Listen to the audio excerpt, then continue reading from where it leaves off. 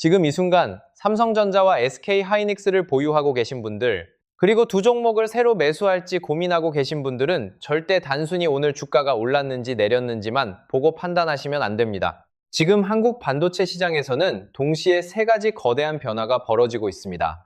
첫 번째는 AI가 만들어낸 역사적인 이익 사이클입니다. 생성형 AI, 데이터 센터, HBM 수요가 폭발하면서 메모리 반도체 기업들이 과거와는 다른 수준의 실적 구간으로 들어가고 있습니다. 두 번째는 삼성전자 내부에서 터지고 있는 사상 초유의 리스크입니다. 반도체는 24시간 365일 멈추지 않고 돌아가야 하는 산업인데, 만약 생산 차질이 현실화된다면 단순한 비용 문제가 아니라 고객 신뢰와 공급망 전체의 문제로 번질 수 있습니다. 세 번째는 SK하이닉스의 재평가입니다. 과거에는 한국 메모리 반도체를 말하면 언제나 삼성전자가 중심이었지만 HBM 시대가 열리면서 시장은 SK하이닉스를 AI 메모리의 실질적인 주도주로 다시 보기 시작했습니다. 다시 말해, 지금은 삼성전자 주가가 오르느냐, SK하이닉스 주가가 오르느냐만의 문제가 아닙니다. 한국 메모리 반도체의 권력 지도가 바뀌고 있는지,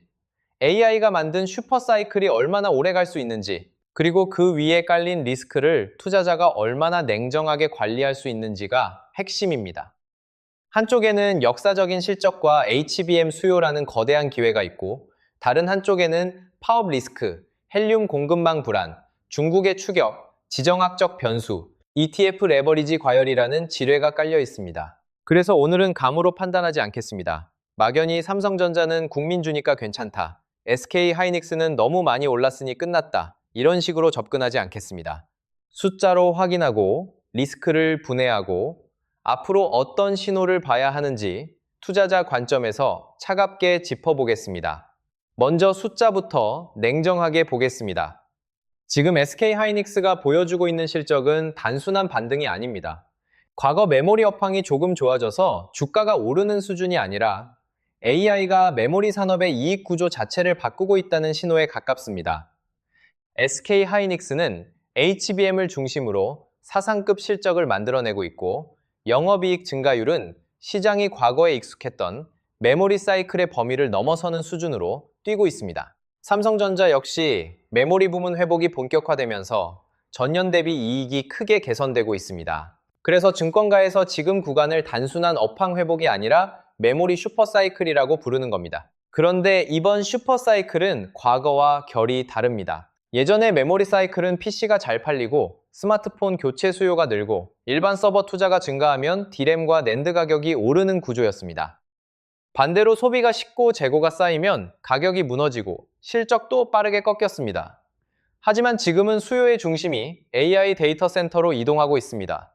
AI를 돌리려면 GPU가 필요하고, GPU가 제대로 성능을 내기 위해서는 옆에서 데이터를 초고속으로 공급하는 HBM이 반드시 필요합니다. 모델이 커질수록, 추론 사용량이 늘어날수록, 데이터 센터 규모가 커질수록 HBM 수요는 같이 폭발합니다. 이 구조가 바로 SK하이닉스를 시장의 중심으로 밀어올린 이유입니다. SK하이닉스는 HBM 시장을 먼저 선점했고, AI 서버 투자 확대에 가장 직접적인 수혜를 받고 있습니다. 삼성전자도 이 흐름을 놓칠 수 없기 때문에 HBM과 차세대 메모리 경쟁에 속도를 내고 있습니다. 중요한 것은 이제 메모리가 단순히 경기 따라 오르고 내리는 부품이 아니라는 점입니다. AI 인프라가 전 세계적으로 깔리는 순간 메모리는 GPU와 함께 AI 시대의 핵심 전략 자산으로 바뀌고 있습니다. 그래서 지금의 실적은 단순히 이번 분기 숫자가 좋은 것이 아니라 한국 반도체 기업들의 위상이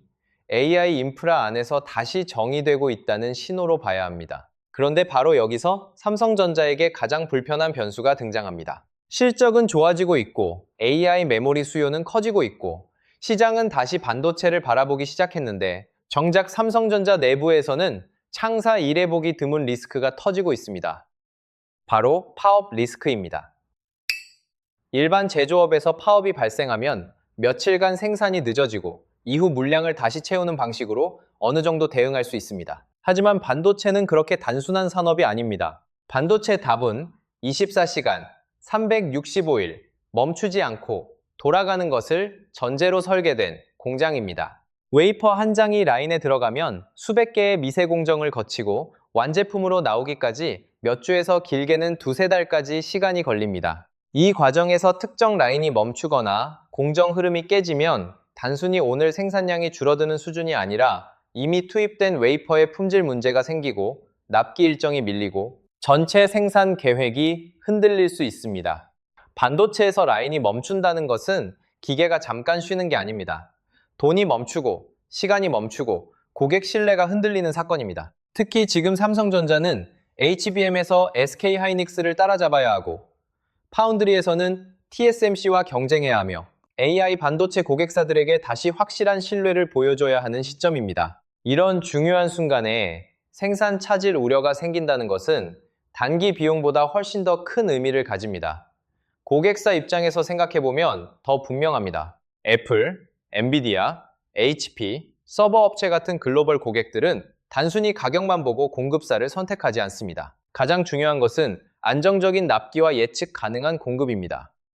만약 한 번이라도 삼성전자는 중요한 순간에 생산 리스크가 생길 수 있다는 인식이 바뀌면 다음 주문에서는 물량을 나누거나 다른 공급사를 더 적극적으로 찾을 수밖에 없습니다. 이것이 파업 리스크가 무서운 진짜 이유입니다. 하루 생산 손실도 크지만 더 큰 문제는 글로벌 시장에서 삼성전자의 공급 안정성에 대한 신뢰가 흔들릴 수 있다는 점입니다. 지금 삼성전자는 밖으로는 SK하이닉스와 HBM 경쟁을 벌이고 있고 TSMC와 첨단 파운드리 경쟁을 하고 있으며 안으로는 임금과 성과급, 조직 신뢰를 둘러싼 내부 갈등을 풀어야 합니다. AI 메모리 슈퍼사이클은 분명한 기회지만 그 기회를 잡기 위해서는 공장이 안정적으로 돌아가야 합니다. 그래서 이번 파업 이슈는 단순한 노사 갈등 뉴스가 아닙니다.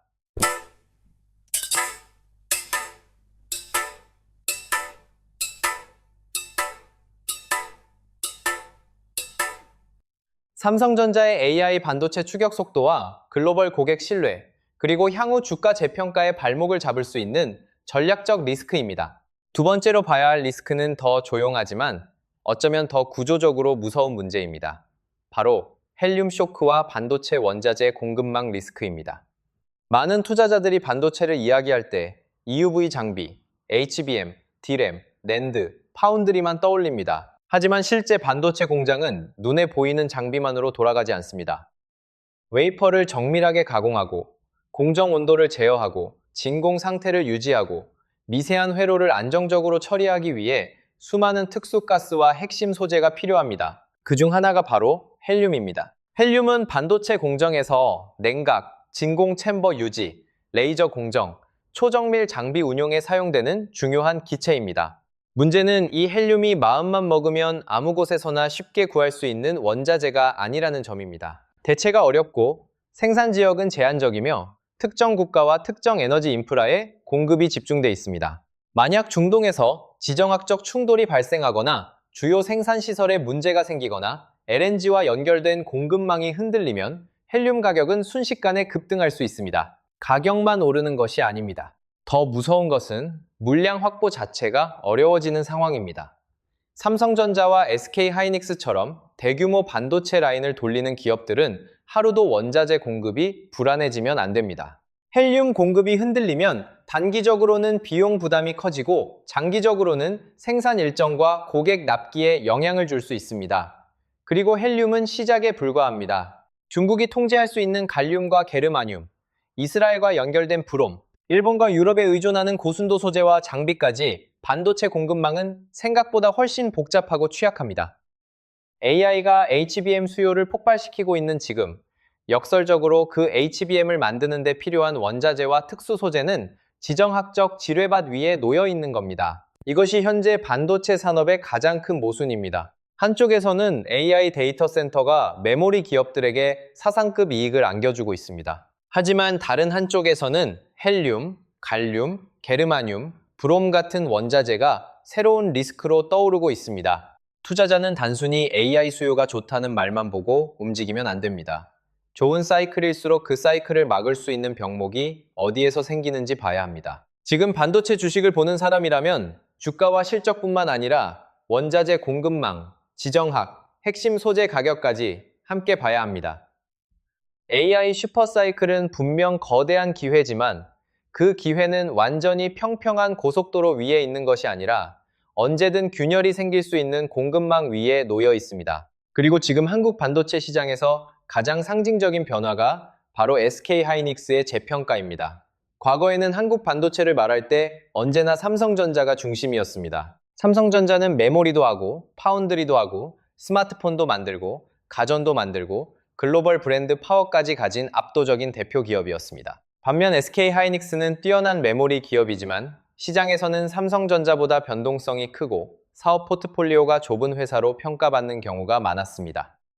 그런데 AI 시대가 열리면서 이 오래된 질서가 흔들리기 시작했습니다. 왜냐하면 HBM 시대에는 회사가 얼마나 크냐보다 누가 먼저 AI 병목을 정확히 잡았느냐가 더 중요해졌기 때문입니다.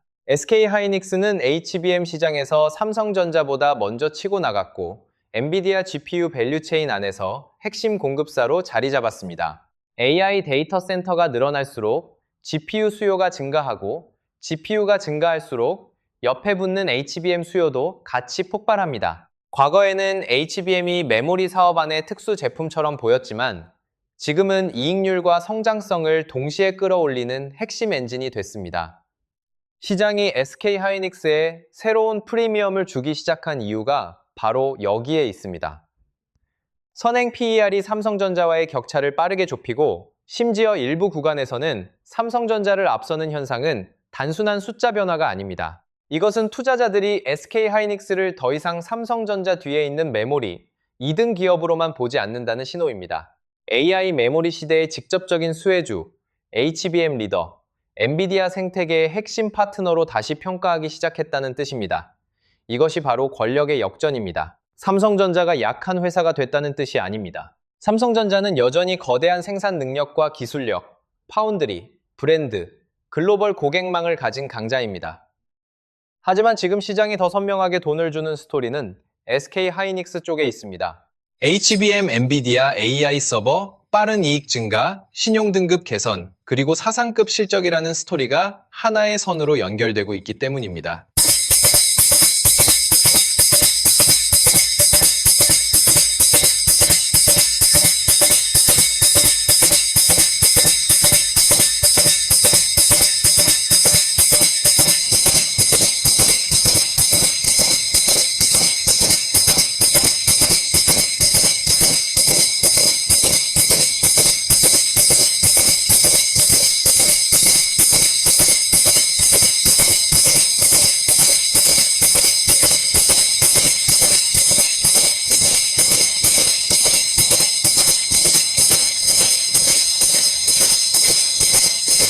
다만 여기서 투자자가 반드시 조심해야 할 부분도 있습니다. 아무리 좋은 기업이라도 주가가 짧은 기간에 너무 빠르게 오르면 단기 과열 리스크가 생깁니다. 시장이 HBM 프리미엄을 인정하는 것은 맞지만 그 기대가 너무 빠르게 주가에 반영되면 작은 실망에도 조정이 크게 나올 수 있습니다. 결국 SK하이닉스는 분명 AI 메모리 시대의 가장 강력한 주인공 중 하나입니다. 하지만 좋은 주식과 좋은 매수 가격은 항상 같은 말이 아닙니다.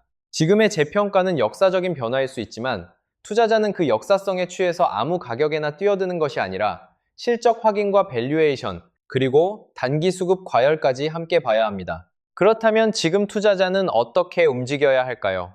먼저 분명히 인정해야 할 것은 메모리 반도체의 장기 방향성은 여전히 강하다는 점입니다. AI 데이터 센터 투자는 계속 확대되고 있고 HBM은 단순한 고급 메모리가 아니라 AI 서버 성능을 좌우하는 전략 제품으로 자리 잡고 있습니다. 삼성전자와 SK하이닉스는 모두 글로벌 AI 공급망에서 빠질 수 없는 핵심 기업입니다. 하지만 이 말이 곧 지금 가격이 얼마든 무조건 사도 된다는 뜻은 아닙니다. 좋은 산업에도 나쁜 매수 타이밍은 있고 좋은 기업도 리스크를 무시하면 손실을 줄 수 있습니다. 삼성전자를 보는 투자자는 가장 먼저 파업 리스크가 어떻게 마무리되는지를 확인해야 합니다. 노사 갈등이 빠르게 해소되고 생산 차질이 제한적이며 HBM과 파운드리에서 긍정적인 뉴스가 이어진다면 삼성전자는 다시 주가 동력을 회복할 수 있습니다. 반대로 내부 갈등이 길어지고 고객사들이 공급 안정성에 의문을 갖기 시작하면 시장은 삼성전자에 더 큰 할인율을 적용할 가능성이 있습니다.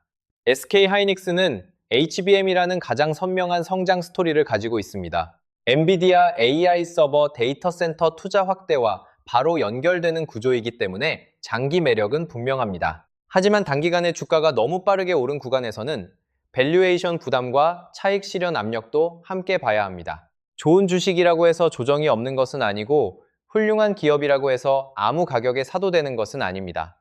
반도체 ETF에 투자하는 분들도 구조를 이해해야 합니다. 많은 반도체 ETF는 삼성전자와 SK하이닉스 비중이 높기 때문에 두 종목이 강하게 오를 때는 ETF 수익률도 좋아지고 자금 유입이 다시 주가를 밀어올리는 선순환이 생길 수 있습니다.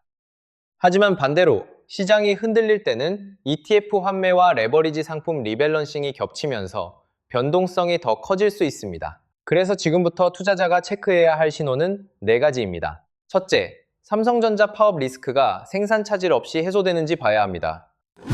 둘째, 헬륨과 갈륨, 게르마늄 같은 전략 소재 가격과 공급망 문제가 더 악화되는지 확인해야 합니다. 셋째, 마이크로소프트, 구글, 아마존, 메타, 오픈 AI 같은 빅테크의 AI 데이터 센터 투자 규모가 계속 확대되는지 봐야 합니다. 넷째, SK하이닉스가 HBM 리더십을 유지하는지, 삼성전자가 HBM 차세대 제품에서 얼마나 빠르게 따라붙는지 확인해야 합니다.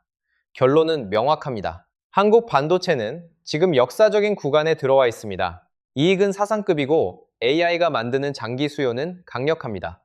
하지만 동시에 파업, 헬륨 쇼크, 지정학, 중국 추격, 단기 과열이라는 리스크도 함께 커지고 있습니다.